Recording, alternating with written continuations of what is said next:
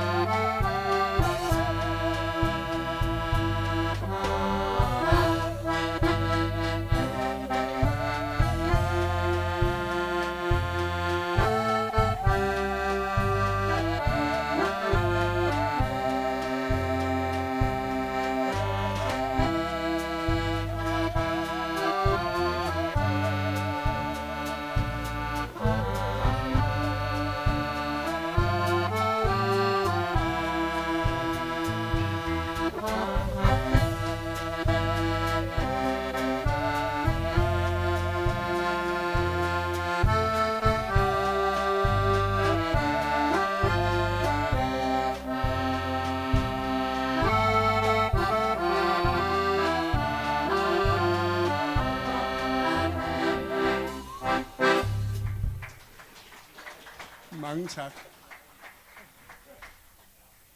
Og så bliver jeg lige udskiftet med banjo. Ja. Og så kan du fortælle, at det er de 3 musikanter i G-dur.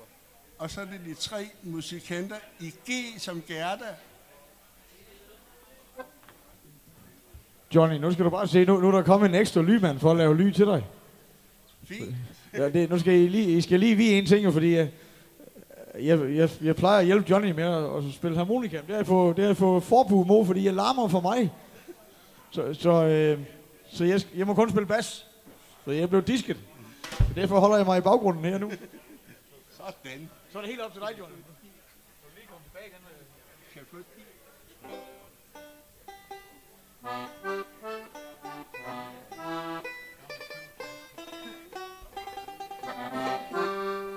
Den ene spiller banjo, den anden mandolin, den tredje harmonika, centaks og seramin. Når de gik hen ad vejen, distance ved hver gård, og spille de små viser der til piger hjerter går. Og ham der spille banjo, hvor sort er fuld og hår.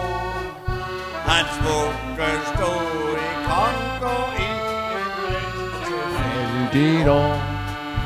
Hans mor var så den hene, hans far blev missionær. Og ham der spille banjo, havde arvet lidt af hver.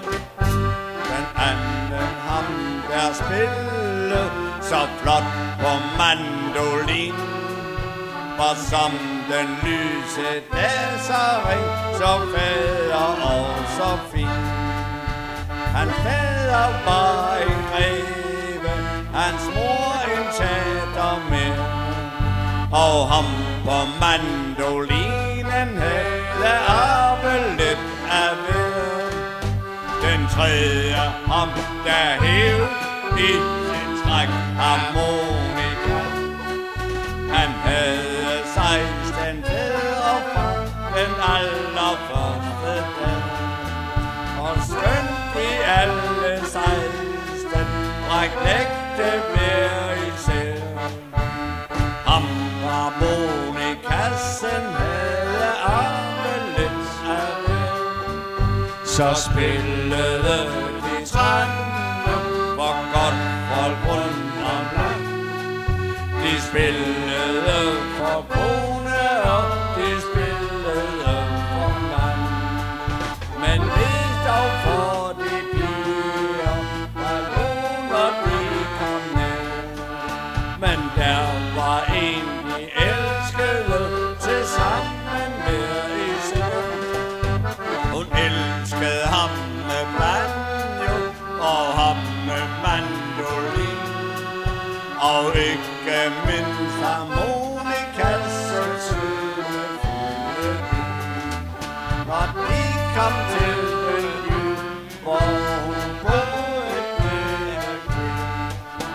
Det blev deres mand, efter det var lige en til mere.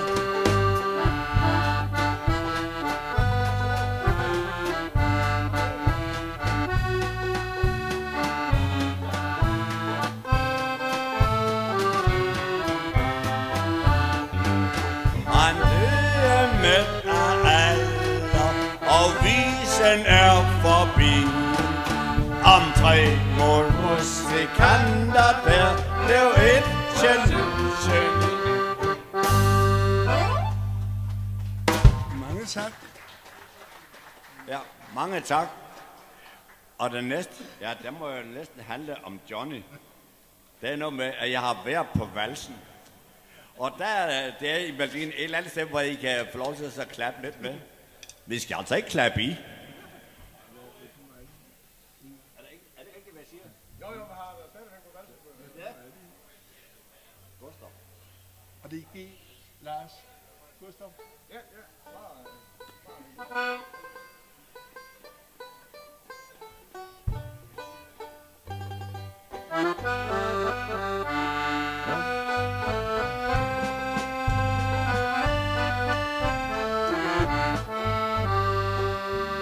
Jeg har været på valsen, men nu er det slut.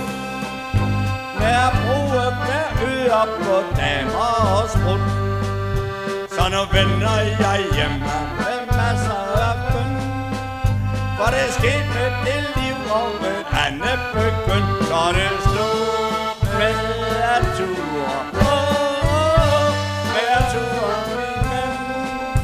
Nu tager jeg aldrig mere på valsen igen. Jeg gik ind på det værtshus, hvor jeg plejede at komme. Og jeg sagde til tjeneren, min lomme er tom.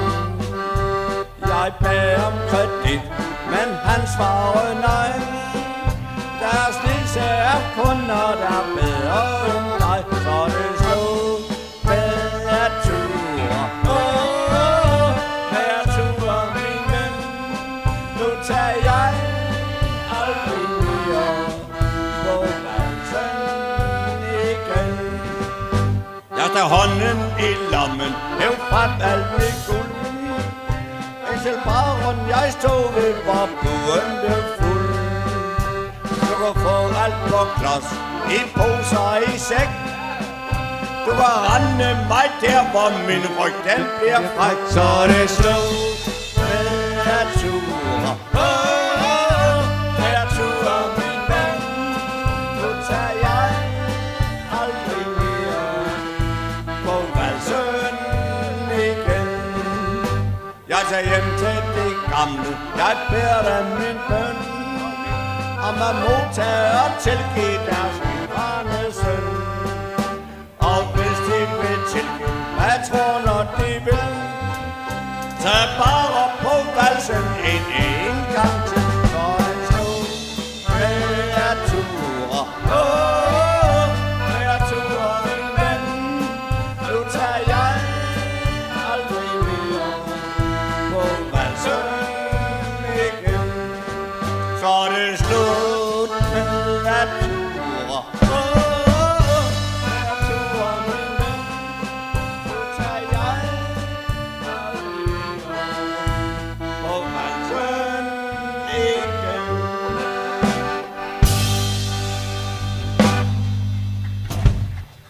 det.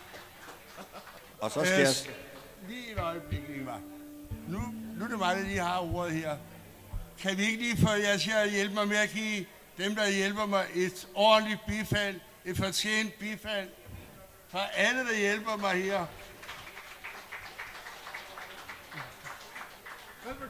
Ja, det er jeg glad for ellers er jeg kommet som sagfører.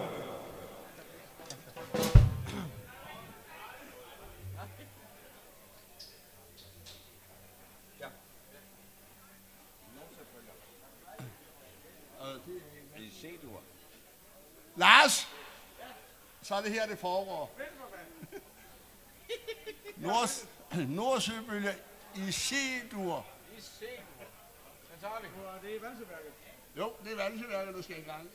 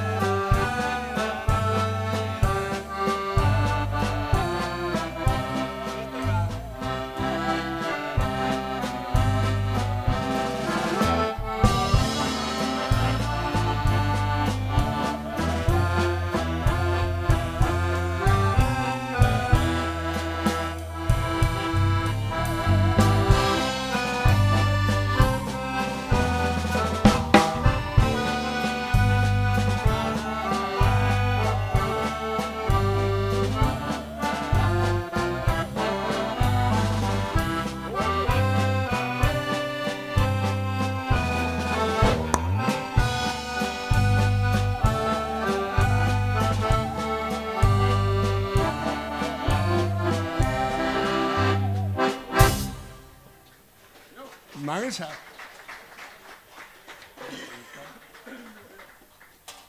Du er enig?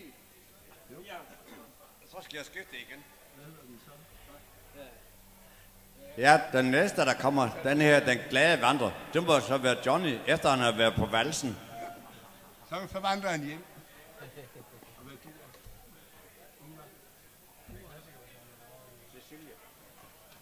Og det er C, Lars. Ja, det er godt nok.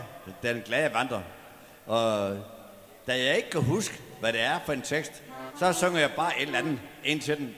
Men I må hjerteligt gerne synge med, hvis I kan finde ud af det.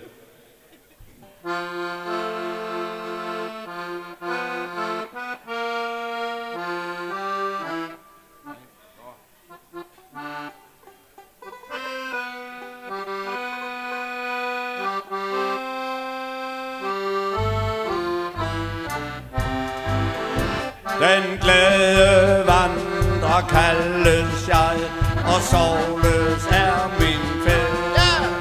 Du endeløse landevej, du står mit hjerte Sej med Falderi og faldera, falderi, faldera og falderi, faldera. Nu står mit hjerte nær.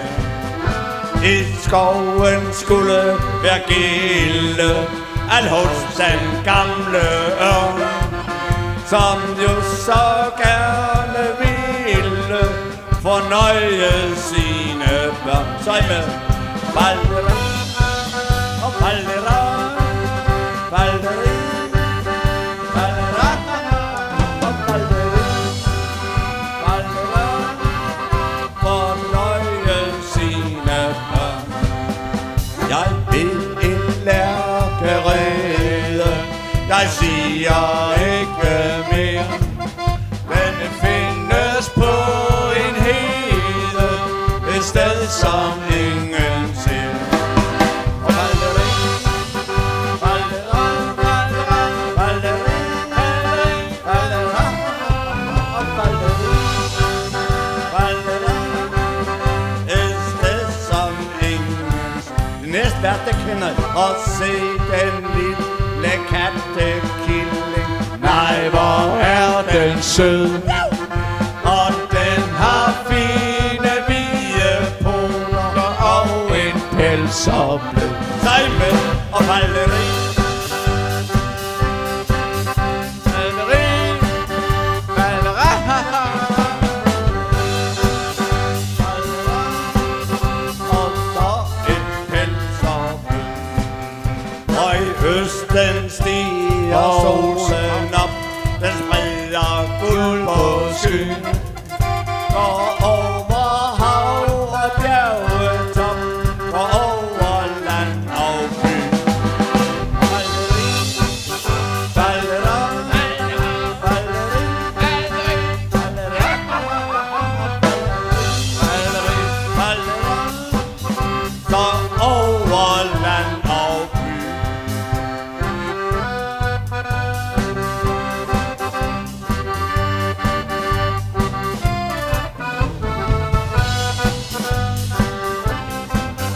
For over land og by. Mange tak. Ja, mange tak. Og nu vil jeg fortælle jer en lille hemmelighed. Det handler om en mand over på Fyn fra en by, det her Svendborg. Og han plejer at sige, ja, jeg kommer lige fra Svendborg af. Og pigerne, de siger, ja, det vil jeg ikke fortælle jer. Der er egentlig over det. Aha, han har luret lidt på det.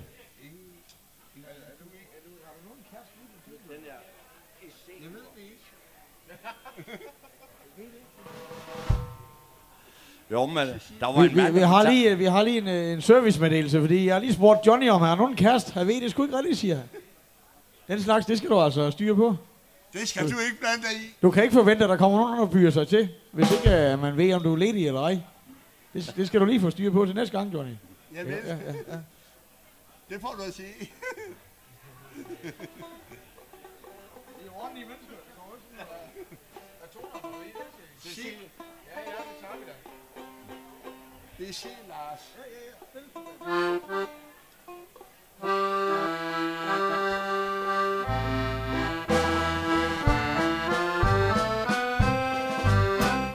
I Svendborg gik en bondemand, jeg kender end ikke hans navn. Han rejste som han plejede vand med fjertoget til København. Jeg kommer lige fra Svendborg af. Goddag, goddag, goddag. Der har vi ingen kisse, ja. Goddag, goddag, goddag. For hele natten er vor ej, og pigen fuld af sjov, fuld af sprut. Så ses vi bag det levende hegn. Goddag, goddag, goddag. Så mødte han en pige lille, som han med det samme fik kære.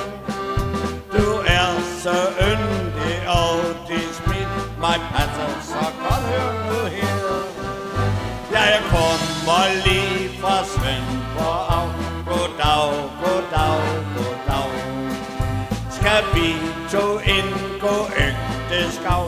Goddag, goddag, goddag.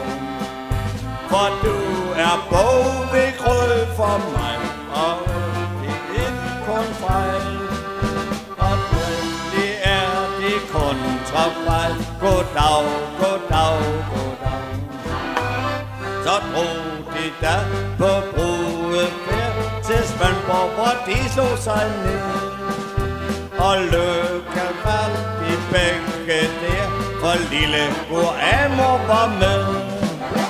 Men Amor fløj fra Svendborg af. Goddag, goddag, goddag. For der var ikke mere at lave. Goddag, goddag, goddag. For pigen hun gik ud på sjov og tog sig frit for lov. Imens at manden lå og sov. Goddag, goddag, goddag. Den bunde mand med dystre sind gik rundt, mens han bandede og svor.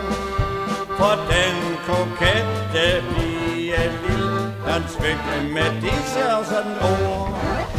Nu rejser jeg fra Svendborg af. Goddag, goddag, goddag. For der er ingen kisse af. Goddag, goddag, goddag. Men næste gang du slår et slag og vil have ægteskab, så tag kun en fra Svendborg af. Goddag, goddag, goddag.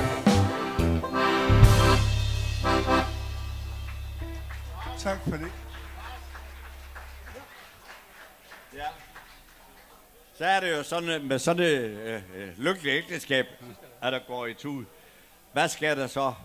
En lille bitte tårer, der faldt. Men vi kommer jo flere, det så godt, vi kan jo alligevel.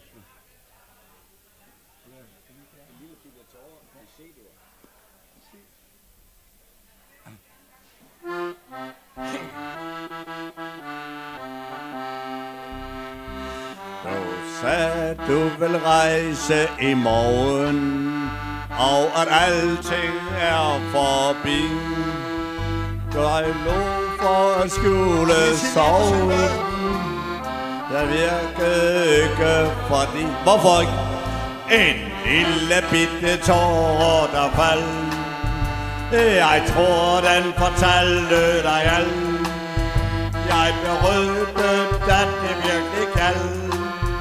Af en lille bitte tårer, der faldt.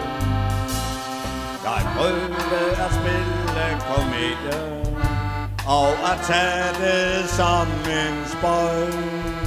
Men enden lå en tragedie, hvor du så med et, at jeg løg. Og en lille bitte tårer, der faldt. Jeg tror, den fortalte dig alt. Jeg blev røbet, at det virkelig kald. Af en lille bitte tårer, der faldt. Jeg sagde, at jeg kendte en anden, som var mere glad for mig. Jeg tror, jeg gik fra forstanden, og fik det taget til dig. En lille bitte tårer, der faldt. Jeg tror, den fortalte dig alt. Jeg blev røbet, at det virkelig kald. Af en lille bitte tårer, der faldt. Jeg smilte, da du forlod mig. For jeg ved, dig ikke gå et spor. Men ikke stod jeg, da der sagde dig mere end ord. En lille bitte tårer, der faldt. Jeg tror, den fortalte dig alt. Jeg blev røbet, at det virkelig galt. Af en lille bitte tårer, der faldt. En lille bitte tårer, der faldt. Jeg tror, den fortalte dig alt. jeg berøvet af min lille bitte tårer, der faldt. Mange tak, og tak til første sparet på dansegulvet. Tusind tak til Johnny og til Jens Erik og til Lars og til Ingvard. Og kan vi sige tak for dem, der hjalp mig i baggrunden? Kan I lige give dem et ordentligt bifald? Jeg kan ikke lide det.